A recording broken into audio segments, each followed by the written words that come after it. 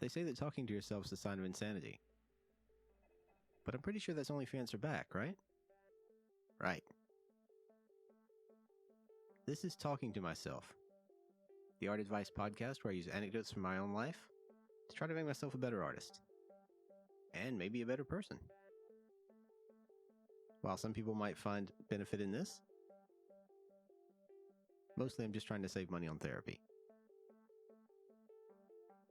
In today's podcast, I'd like to tell myself a little bit, kind of reprimand myself about something that I want to do, that I'm slacking off in, both in art and in my regular life.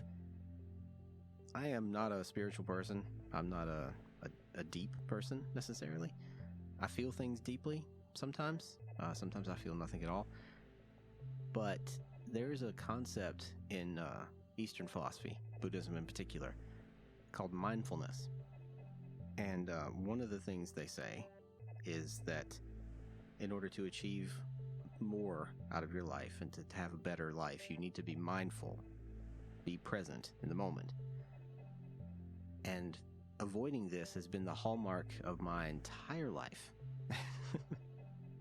I've used it since I was a kid, really, because modern life is tough, and turning a blind eye to it is sometimes the easiest way to get through. Lack of mindfulness is what kept me able to go to jobs I hated for years. It helped me ignore things about myself that I hated and kept me from really hating myself. It helped me to accept things that I know I can't change because it's sort of like giving up in my case. So I've used it as a defense mechanism. It's been handy. And in art, an example of that would be not trying new things. And I don't mean new materials or new techniques, because I love doing that. It's not trying things I know that are difficult for me to do. For instance, I don't draw a lot of cars. I don't draw a lot of architecture. Nothing like that. I don't even use straight lines very often because everything's kind of organic. That's one of the reasons I draw creatures and monsters, is because organic things make more sense to me. Structurally, abstractly as art, even when you break it down to lines or whatever, that kind of thing makes a lot more sense to me visually than, say, a car. So avoiding mindfulness, avoiding being present, avoiding trying, basically, is how I've coped with not being as good as I want to be, or as adept, versatile as I want to be. And I'm not about to tell you, or in this case me, that I'm about to go start studying cars and start drawing buildings and get really good at landscapes and all that stuff, because I don't think I need to, really. You get a limited amount of time in life in general, but especially if you want to accomplish something in art, you need to focus a little bit. If you want to draw creatures, you need to just get as good as you can at creatures. Don't worry about bicycles, chainsaws, or trucks. Unless, of course, your creature is made out of bicycles, chainsaws, and trucks. In which case, yes, you probably do need to study some bicycles, chainsaws, and trucks. And that's what I'm trying to do. On a case-by-case basis, I'm trying to use techniques of mindfulness and to pay attention to integrate the parts that I need into what I want to do. Now, a lot of people are astounded and blown away by hyper-realistic art. And it is amazing. It is beautiful. It can be the epitome of impressive art to walk around the corner in a gallery and look at what looks like a window into someone's house or a photograph of someone. That it's impressive. It's a technical skill that is highly impressive to me and most people. But that's not where my talents lie. I use realism as a way to sell things that are fantastic. If I draw a dragon, I want it to look realistic enough so that you believe it's a solid living thing. It doesn't need to look like a real dragon.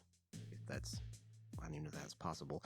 It doesn't need to look like a real lizard or real snake or whatever. It just needs to look realistic enough that you accept it in the context of where it is or what it's doing. And the what it's doing part I also push, because one of my favorite things to do is to draw incredibly dangerous looking, scary creatures with funny hats on.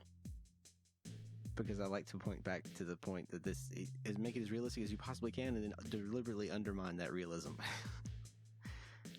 because this is just marks on the flat surface for the most part. It's just paint. It's just ink. It's just pencils. Who cares? It's not real. Reality's not real. Your perception is everything.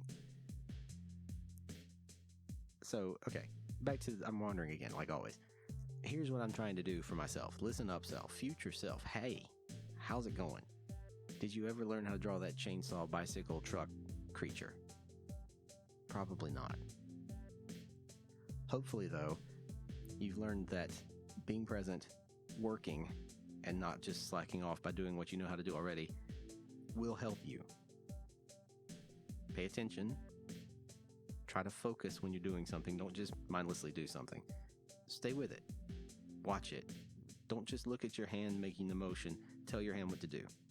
Okay? I know this sounds very strange, but I'm talking to myself, and he's a strange person. He'll get it. I think he'll get it. Thanks, everybody, for listening. I really appreciate you being here. This is probably no use to you whatsoever, but it might be helpful to me at some point if I ever remind myself to go back and listen. At any rate, I appreciate you being here. Special thanks to my patrons on Patreon, who get to hear and see these a week earlier than everyone else, and they are the shiniest people I know. You guys are the best. I love you all. Take care. Try to be present in the moment, because honestly, that's the only way to enjoy them. If you let them pass by, they're gone. So try and do a little bit more of that.